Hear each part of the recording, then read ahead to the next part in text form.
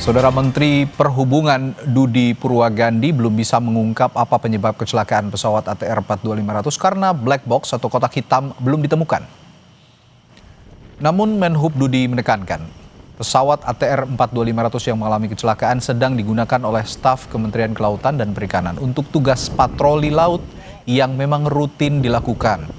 Dan saat ditanya soal evaluasi atas insiden kecelakaan ini, Menhub Dudi juga bilang bahwa nanti setelah KNKT menyelesaikan investigasi.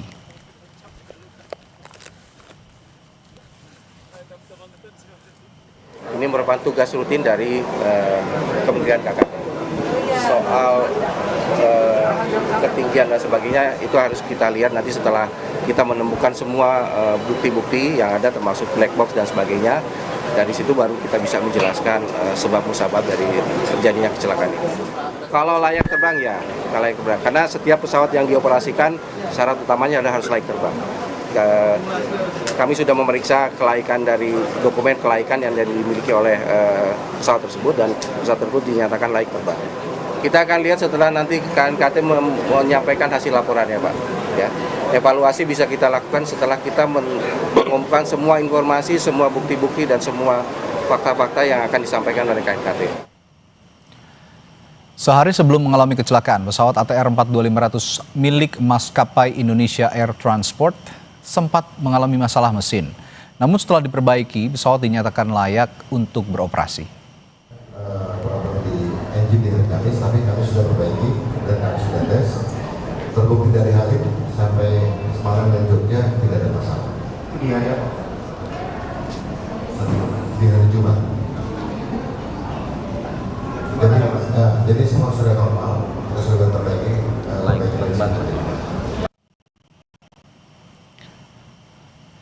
Kecelakaan pesawat ATR 42500 di kawasan pegunungan di Pangkep, Sulawesi Selatan memicu respons serius terkait pentingnya audit menyeluruh terhadap aspek pemeliharaan dan kelaikan udara pesawat, termasuk pengawasan terhadap pesawat.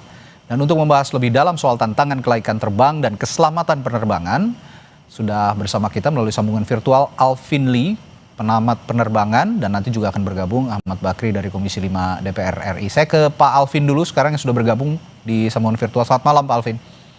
Selamat malam Mas. Ya, Pak Alvin, dari perspektif teknis, mengapa audit kelaikan udaraan ini menjadi penting setelah insiden seperti ATR 42500 ini Pak Alvin?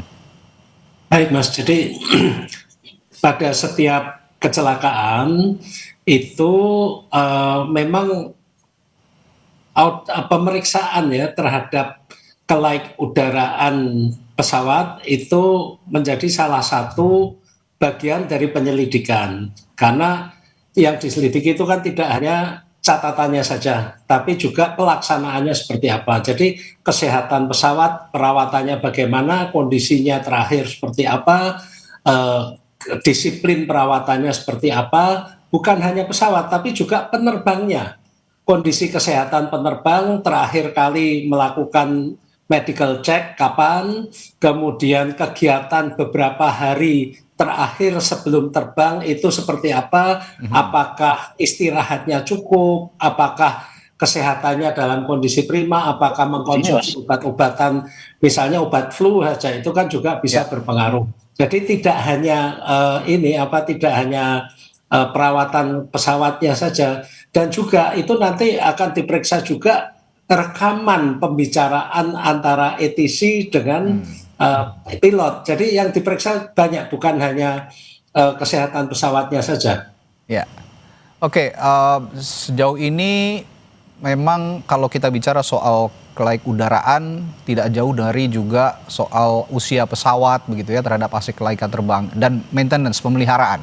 Saya akan sapa dulu dari Komisi 5 DPR RI ada Pak Ahmad Bakri. Selamat malam Pak Bakri. Selamat malam, Assalamualaikum warahmatullahi wabarakatuh, Kompas TV dan Bung Alvin Lee, saudara saya. Baik, terima kasih Pak Bakri. Pak Bakri, kalau kemarin ketika Anda menerima pertama kali dari Komisi 5 menerima laporan tentang awal kecelakaan ini bagaimana? Yang jelas pertama kita terkejut ya mendengar musibah itu, turut berduka cita dan bersukawa terjadinya musibah ya. ATR 42500 itu yang terjadi minggu yang lalu. Nah, jadi memang betul, tadi saya dengar juga ada statement dari Kementerian Perhubungan, jadi memang kita lagi menunggu juga nih dari KNKT untuk memberikan rekomendasi atau memberikan informasi yang sebenarnya, kan memang wewenang beliau, supaya tidak terjadi simpang siur, kira-kira demikian betul kata beliau. Demikian, Mas. Baik. Memang sangat mengejutkan ya. Tapi saya ingin tanyakan juga ke Pak Alvin lagi. Saya ke Pak Alvin lagi. Memang saat ini tadi Anda utarakan juga yang lebih rinci nanti setelah black box ada ya ditemukan begitu. CVR dan FDR itu yang benar-benar lebih detail nanti akan merinci bagaimana bisa pesawat ini celaka ataupun jatuh di pegunungan. Saya ingin bertanya tapi begini Pak Alvin, sejauh mana faktor cuaca atau medan, topografi Gunung Bulu Saraung yang kita ketahui tempat jatuhnya pesawat ini berperan dibandingkan dengan aspek pemeliharaan misalnya? Ya, Gunung Bulu Saraung ini sudah diketahui. Jadi itu kan gunung tidak bergerak-gerak dan topografinya ada dalam navigational chart, ada dalam peta penerbangan. Dan kemudian juga kondisi cuaca ketika kecelakaan itu terjadi, pertama kali hilang kontak, kondisi cuaca itu tergolong cerah, tidak hujan, tidak sedang badai, jarak pandang 8 km itu untuk penerbangan termasuk baik, cerah. Juga tidak ada informasi tentang potensi angin yang berlebihan, kondisi angin juga dalam kondisi normal, arahnya stabil, kemudian kecepatan angin stabil, tidak ada angin misalnya potensi angin kencang, plus pada saat itu juga tidak ada informasi-informasi cuaca yang perlu diperhatikan, yang menyimpang. Karena kalau itu ada informasi cuaca yang menyimpang dari normal, itu juga akan diinformasikan dari ATC kepada pilot. Jadi unsur cuaca di sini sebenarnya kondisi normal. Nah, pertanyaan yang mungkin kita perlu perdalam dan nanti pasti akan diperdalam oleh KNKT, dalam kondisi cuaca yang jarak pandangnya itu juga baik, bagaimana pesawat tersebut bisa melenceng dari jalur yang ditentukan, melenceng ke timur. Dan kalau gunung itu mendekat ke gunung dalam kondisi cuaca cerah juga, apakah pilot ada halangan untuk tidak melihat dan tidak menghindarinya? Itu hal-hal yang perlu didalami. Kita tidak bisa menyimpulkan apapun. Bisa saja nanti ada masalah-masalah lain yang baru nanti terungkap setelah FDR dan CVR itu dibuka. Demikian. Ya, memang kita belum tahu ini human error atau technical failure gitu ya, yang masih didalami. Nanti harus ada FDR dan CVR itu tadi yang ada di black box untuk lebih detail. Saya ke Pak Bakri lagi. Tapi begini Pak Bakri, untuk dari DPR sendiri, dari Komisi 5, kita juga ingin tahu sebenarnya timeline dari DPR. Tetapkan tindak lanjut rekomendasi investigasi sejauh ini bagaimana? Ya memang Mas, sebenarnya kita juga akan mempertanyakan ya kepada Kementerian Perhubungan, Dirjen Udara, dan KNKT dan Basarnas. Tapi nanti mungkin insya Allah besok kami hari Selasa akan ada rapat kerja terkait dengan evaluasi Nataru ya. Mungkin nanti di situ kita bisa tanyakan ke masalah evakuasinya ya dengan Basarnas, dan tentunya juga kami tidak berani berandai-andai sebelum dapat informasi dari KNKT, karena ini memang sampai hari ini belum ada yang bisa memastikan betul apa penyebabnya, mungkin faktor manusia dan segala. Tapi yang jelas kita tidak berani berandai-andai Mas. Yang jelas besok mungkin kawan-kawan atau saya pribadi akan menanyakan bagaimana sejauh mana evakuasi terhadap terjadi musibah ini, karena itu kita juga besok kita akan rakar dengan Badan SAR Nasional. Demikian Mas. Oke. Tapi saya ingin juga bertanya apa yang biasa dilakukan juga oleh Komisi 5 DPR berkoordinasi dengan KNKT dan juga Kementerian Perhubungan masalah maintenance. Sebenarnya kalau yang daily basis begitu ya, yang dilakukan oleh Komisi DPR, itu bagaimana mengawasi masalah maintenance kelaikan udara tadi ya, kelaikan udara dari masing-masing maskapai. Saya akan tanyakan hal itu nanti setelah jeda kepada Pak Bakri, tetaplah di Sapa Indonesia Malam.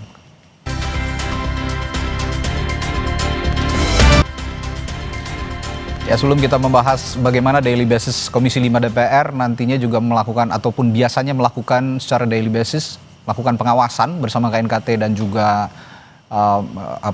Kementerian Perhubungan begitu ya, terkait maskapai yang melakukan pemeliharaan rutin. Saya akan bertanya dulu ke Pak Alvin. Pak Alvin, sebenarnya apa saja komponen kunci yang biasanya diperiksa dalam audit kelaik udaraan seperti pesawat ATR 42500 ini?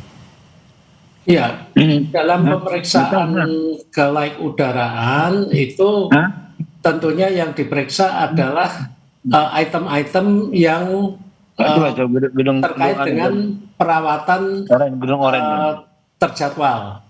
Yang pasti seperti ada perawatan A, B, C, D itu ya. A itu setiap mungkin 500 jam, B setiap orange.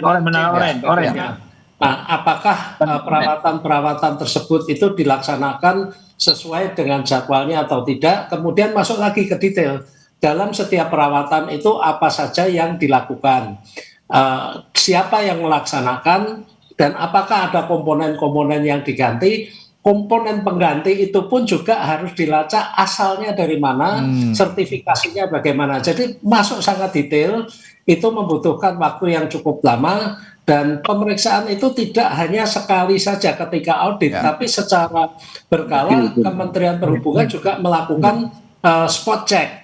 Ada yang dinamakan juga rem check. Kalau rem check itu di pesawatnya di apron bandara, tapi juga melakukan spot check juga di hanggar perawatan pesawat.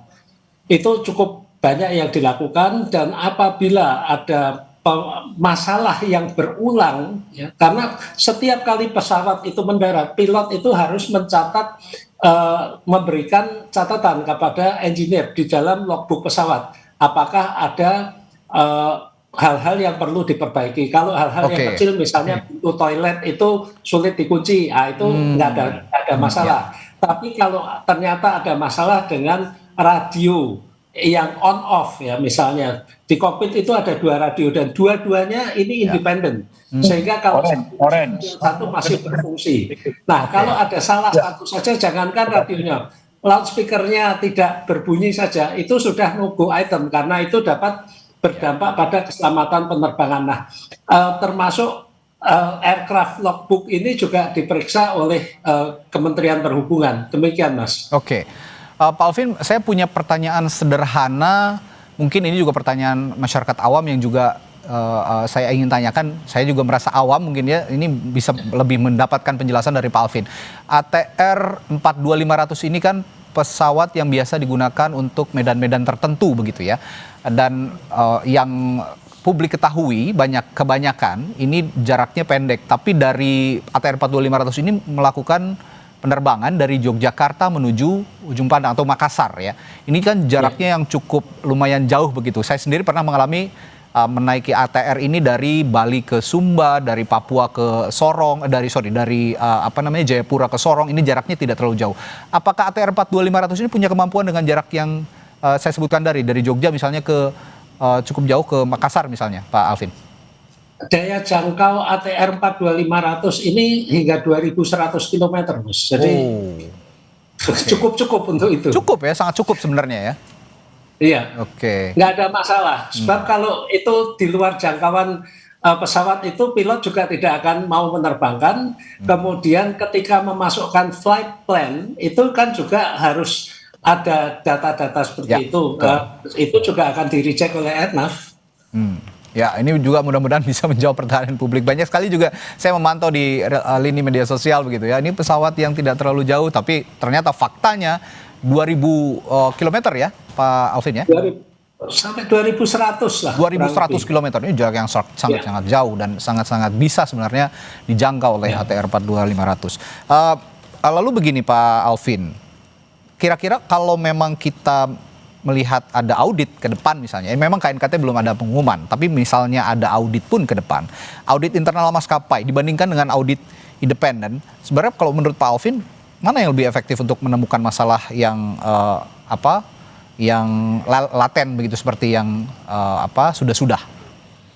Iya, baik Mas. Jadi pengawasan kalau dari Kementerian Perhubungan ini kan terkait legalitas ya. Kemudian jangan lupa pesawat ini juga diasuransikan. Pihak asuransi juga akan mengawasi perawatan pesawat tersebut. Dan pada umumnya pesawat ini juga sifatnya leasing, masih sewa juga dari perusahaan leasing atau juga masih kredit misalnya. Nah, pemilik pesawat atau lessor ini juga senantiasa mengawasi perawatan pesawatnya, karena kalau pesawatnya tidak dirawat dengan benar, mereka juga akan rugi. Jadi yang mengawasi berlapis-lapis, Mas. Lapis-lapis, oke, baik. Ya, sudah hadir juga di studio Pak Ahmad Bakri. Tadi kalau sudah berbincang di jalan, sekarang sudah hadir di studio, sudah tiba di studio Orange Kompas TV. Tadi saya sempat bertanya pada saat Pak Bakri masih di jalan. Kalau daily basis begitu ya, Komisi 5 DPR RI melakukan koordinasi dengan KNKT dan juga Kementerian Perhubungan, dalam hal ini Dirjen Perhubungan Udara, untuk melakukan pengawasan maintenance dari maskapai-maskapai penerbangan, biasanya bagaimana sih Pak? Ya, biasanya memang kita kan mitra kita Kementerian Perhubungan ya, Basarnas juga. Kalau Basarnas terkait dengan evakuasi ataupun apa. Nah, yang kemungkinan besar nanti ini kan besok kita akan ada raker ya dengan Basarnas, dengan Perhubungan, termasuk juga dengan BMKG. Nah, di situ mungkin kita akan menanyakan terkait dengan evakuasi apa yang sudah dilakukan, karena sudah terjadi ya. Nah, kalau dengan Perhubungan mungkin tidak bisa terlalu banyak kami sampaikan. Yang jelas bahwa mereka juga punya direktur ya untuk keselamatan dan segala-galanya. Jadi memang ranahnya mereka itu, dan tidak orang sembarangan yang tentunya bisa masuk ke situ. Tapi yang jelas kami di setiap rapat kerja itu selalu menyampaikan kepada mitra kami, terutama Kementerian Perhubungan, bahwa keselamatan itu ada di atas segala-galanya. Ya, seperti umpamanya kalau kita bicara angkutan darat itu terhadap kendaraan mobil, laut, kapal, tentu juga terkait dengan cuaca, BMKG yang harus menyampaikan data yang update ya, sehingga betul-betul bisa menjadi pedoman bagi seluruh pengguna ya. Apalagi ini terkait dengan udara, saya pikir ini tidak main-main. Nah, memang penyebabnya itu berbagai macam ya, bisa jadi manusianya, bisa jadi cuacanya, bisa juga jadi oleh pesawatnya. Tapi sekali lagi kami tidak bisa menyimpulkan. Ya, ini belum ada. Ini semuanya diserahkan ke KNKT. Jangan sampai nanti berspekulasi kita sehingga membuat suasana tidak bagus. Oleh sebab itu saya hanya bisa menyatakan bahwa besok itu kita akan tanyakan sejauh mana evakuasi ya terhadap yang terjadi ini. Apakah masih bisa ditemukan atau bagaimana, dan segala-galanya, sehingga betul-betul bisa menjadi evaluasi untuk ke depannya. Oke. Bicara juga soal evaluasi, apakah menurut Anda juga sebenarnya payung hukum yang sudah menaungi perhubungan udara ini juga sebenarnya sudah cukup, atau perlu ada yang ditambahkan sih Pak? Ya, sebenarnya kalau bicara kondisi hari ini memang perlu ada perbaikan-perbaikan terus, terutama teknologi ya. Teknologi seperti juga tentang cuaca umpamanya kan terkait juga itu terhadap penggunaan cuaca bagi penerbangan. Ini juga kita tahu bahwa sampai hari ini BMKG itu termasuk anggarannya sangat kecil. Dan kita selalu menyampaikan kepada pemerintah untuk memaksimalkan anggaran. Termasuk juga mungkin dengan Basarnas, peralatan-peralatan terhadap evakuasi. Begitu juga dengan Kementerian Perhubungan terkait dengan udara, dengan udara juga kita melalui Dirjen Udara. Ya, seperti mengevaluasi pesawat, melihat, meninjau atau mengecek pesawat-pesawat. Karena kita tahu banyak pesawat-pesawat kita ini juga memang umurnya udah tua ya. Nah, dengan kondisi cuaca yang hari ini agak sedikit ekstrim. Nah, ini juga perlu menjadi perhatian. Jadi semuanya sudah diserahkan kepada bidang masing-masing. Oke. Jadi intinya kalau ada pesawat delay karena cuaca buruk, ya kita jangan langsung memarahi atau marah-marah dulu ya, karena itu faktor keselamatan yang nomor satu tadi Anda bilang gitu. Jadi cuma saking seringnya delay kadang-kadang orang ini benar apa enggak gitu ya. Tapi yang penting diinformasikan dengan jelas kalau memang ada kendala cuaca, ya lebih baik kita hindari, lebih baik kita bersabar dulu untuk menunggu cuaca lebih baik. Betul. Baik, terima kasih Pak Bakri sudah hadir mengupayakan hadir di studio, dan juga Pak Alvin yang sudah bergabung melalui sambungan virtual. Kita jumpa lagi lain waktu. Baik, terima kasih. Selamat malam.